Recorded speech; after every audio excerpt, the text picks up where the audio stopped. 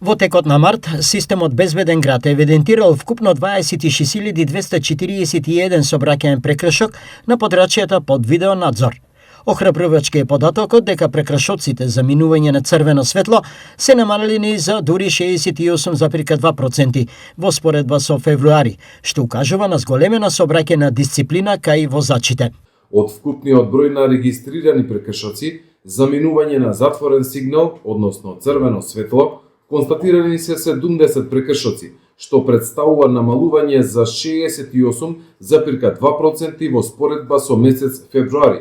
Неголемиот број се за управување на возило со брзина поголема од дозволената 25.230, а во текот на месец март беа регистрирани дури 941 прекршок за управување на возило со измината важност на сообраќајната дозвола.